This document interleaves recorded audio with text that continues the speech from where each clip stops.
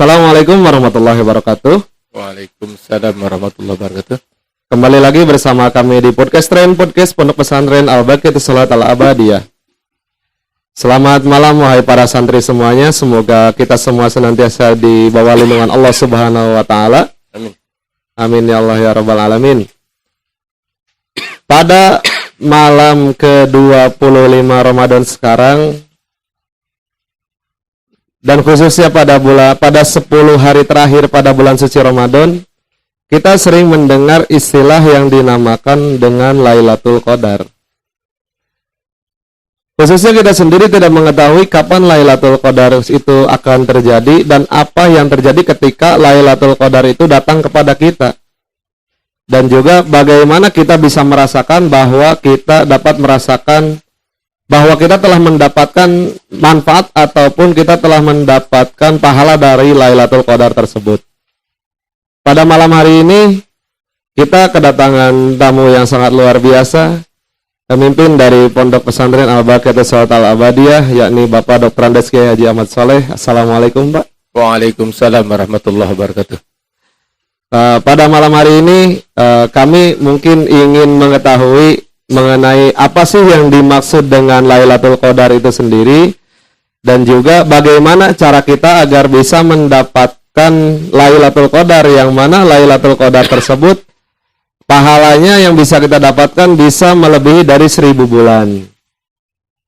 Mungkin dari Bapak bisa memberikan arahan kepada kami ataupun bagaimana cara kami bisa mendapatkan pahala dari Lailatul Qadar dan amalan-amalan yang bisa kita laksanakan khususnya pada malam-malam 10 akhir di bulan suci Ramadan.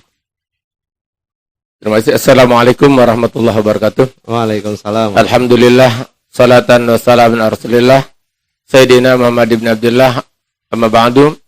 Faqala ta'ala fil Qur'anil Azizil Karim, A'udzu billahi minasyaitonir rajim. Inna anzalnahu fi Lailatul Qadr wa ma adraka ma Lailatul Qadr. Lailatul Qadri khairum min alfi syahr. Tanazzalul malaikatu warruh fiha bi rabbihim min kulli amr. Salamun ya hatta matla'il fajr. Al-ayah. Jemaah sekalian yang berbahagia, sering kita mendengar masalah Lailatul Qadar. Landasan utama pembicaraan kita Lailatul Qadar adalah Al-Quran surat nomor 97, yakni surat Al-Qadar. Surat ini termasuk kelompok Madaniyah, walau ada sebagian kecil yang menyebut Makkiyah. Terdiri dari 5 ayat, terdapat 30 kata atau kalimat, dan ada 121 huruf dalam surat Al-Qadar. Surat ini salah satu penyebab diturunkannya Al-Quran, surat Al-Qadar ini adalah Rasulullah dan para sahabat merasa kagum terhadap salah seorang dari Bani Israel yang selama 1000 bulan mereka atau ia beribadah di siang hari, berperang di siang hari, dan malamnya beribadah, tidak pernah berhenti selama 1000 bulan. Maka Rasulullah merasa iri akan kehebatan daripada Bani Israel tersebut. Maka Allah jawab, untuk umat Nabi Muhammad tidak perlu dengan berperang selama 1000 bulan dan beribadah malam harinya selama 1000 bulan tersebut, tapi cukup dengan ibadah pada malam Lailatul Qadar yang Allah jamin bahwa Lailatul Qadri khairum min alfi syahr. Lailatul Qadar itu lebih baik daripada 1000 bulan. Lailatul Qadar artinya yang pertama malam qadar, ketentuan bahwa manusia telah ditentukan oleh Allah baik dan buruknya. Khairihi wa syarrihi minallahi ta'ala. Baik dan buruknya adalah dari Allah Subhanahu wa taala. Yang kedua, Lailatul Qadar itu malam turunnya Al-Qur'an. Dalam Al-Baqarah 185, Syahrul Ramadan alladzi unzila fil Qur'an. Bulan Ramadan diturunkannya Al-Qur'an, hudal linnas, sebagai petunjuk bagi manusia. Dan di dalam ayat pertama surat Al-Qadar, surat 97, Inna anzalnahu fi lailatul qadr. sungguh aku turunkan Al-Quran di malam Lailatul Qadar. Sebagian para mufassir menyebutkan bahwa malam turunnya Al-Quran itu adalah pada tanggal 17 Ramadan. Walaupun di dalam kitab tafsir Al-Qasimi, dalam Mahasin Ta'wil, beliau jelaskan bahwa turun Al-Quran itu adalah pada malam 24 di bulan Ramadan. Tidak ada kepastian yang pasti, tetapi ini adalah malam turunnya Al-Quran. Semua sepakat di bulan Ramadan adalah turunnya Al-Quran. Yang ketiga, Lailatul Qadar sendiri adalah malam yang penuh istimewa. Di mana keistimewaan bulan malam Lailatul Qadar itu adalah khairun min alfi syahrin, setara dengan 83 tahun 4 bulan. Ini luar biasa. Kalau seorang bisa beribadah 83 tahun 4 bulan, dan ia taklif usia 15 tahun, maka ia harus berumur sampai minimal 99 tahun. Umat Nabi Muhammad jarang yang umurnya sampai 99 tahun. Oleh karena itu, mari kita sama-sama kaji dan raih malam kemuliaan di malam Lailatul Qadar. Tentu yang menjadi pertanyaan, kapan Lailatul Qadar itu terjadi? Rasulullah sallallahu alaihi wasallam menjelaskan dalam hadis yang diriwayatkan oleh Imam Tirmizi bahwa malam Lailatul Qadar itu adalah terjadi pada malam terakhir, sulusul akhir min Ramadan, sepertiga terakhir dari bulan Ramadan. Tetapi tidak ada yang pasti yang tahu kapan. Apakah tanggal 21, 23, 25, 27, atau 29? Semuanya tidak ada yang pasti. Ibnu Abbas dalam Al-Mikbasnya menjelaskan, biasanya Lailatul Qadar itu adalah terjadi pada malam 27. Karena dilihat dari lafaz Lailatul Qadar itu terdiri dari 9 huruf. Lailatul 4, Al-Qadar 5, jadi 9 huruf. Dalam surat Al-Qadar disebutkan 3 kali. Inna anzalna fi Lailatul Qadr, wa ma adraka ma Lailatul Qadr, Lailatul Qadri khairum min alfi syahr. Jadi 9 kali 3, 27. Maka Lailatul Qadar, kata Ibnu Abbas, biasanya tanggal 27. Kemudian di dalam beberapa kitab yang lain, termasuk dalam Imam Nawawi dalam kitab tafsirnya menjelaskan tidak hanya tanggal 27, tetapi biasanya Rasulullah sangat intens, terutama pada tanggal 27 dan 29, karena malam itu adalah malam keberkahan. Berarti adalah tanggal 29.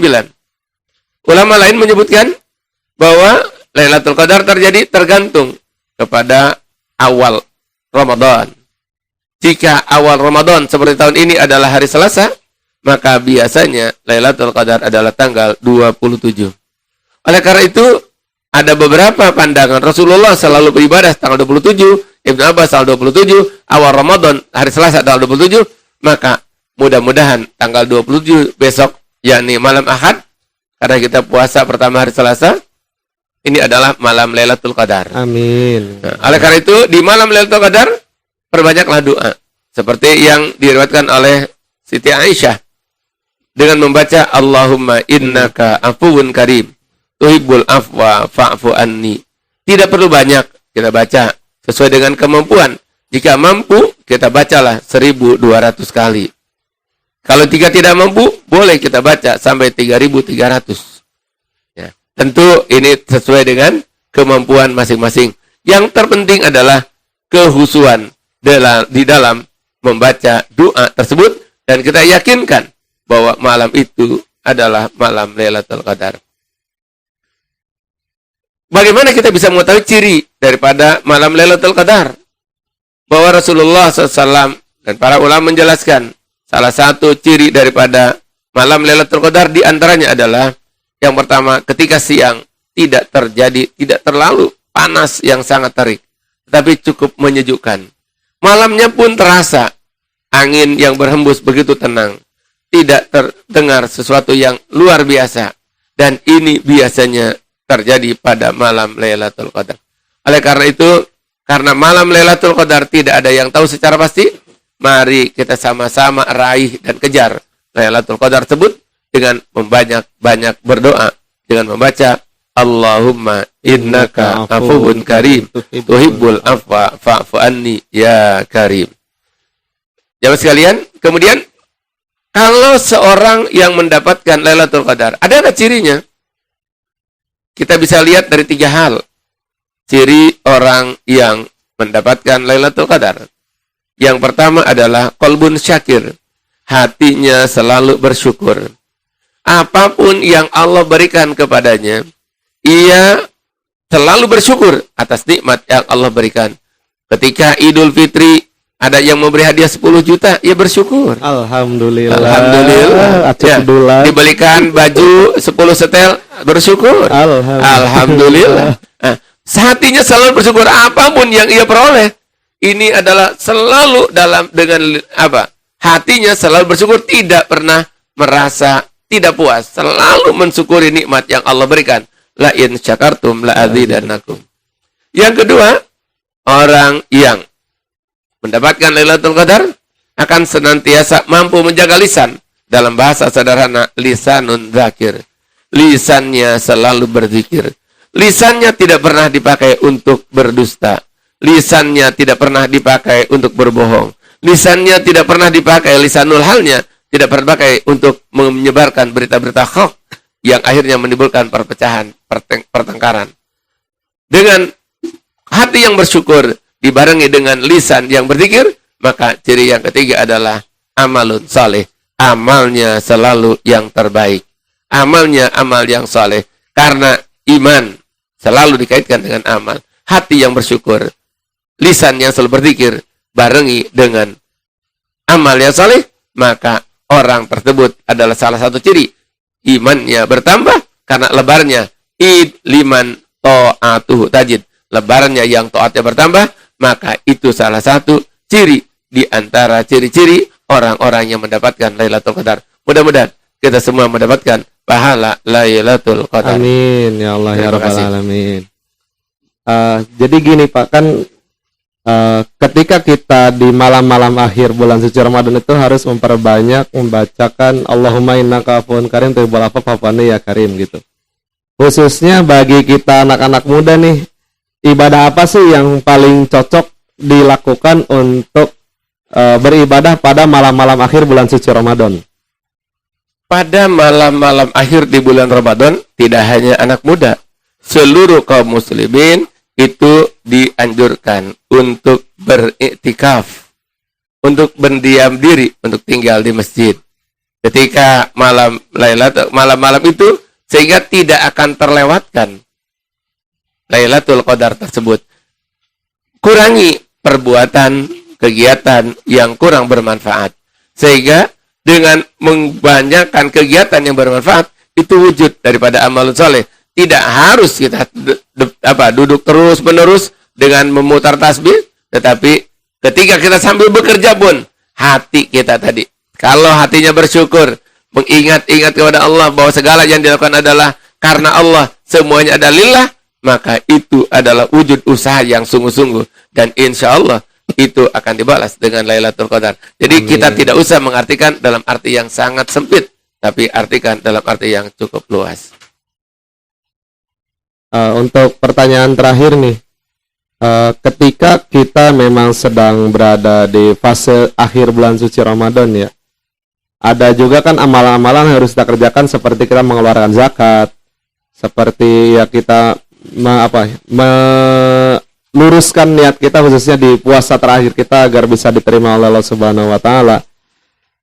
Ketika ada orang yang beranggapan, oh saya nggak terlalu mementingkan ibadah ukhrawi, tapi saya lebih mementingkan ibadah sosial, seperti ya hanya memberikan takjil, hanya apa ya, khususnya dia lebih kepada orang-orang fakir miskin, tapi tidak memperbanyak seperti ibadah ukhrawi seperti membaca Al-Quran, ataupun tidak memperbanyak sholat sunnahnya, ataupun tidak memperbanyak sholawatnya. Itu seperti apa hukumnya?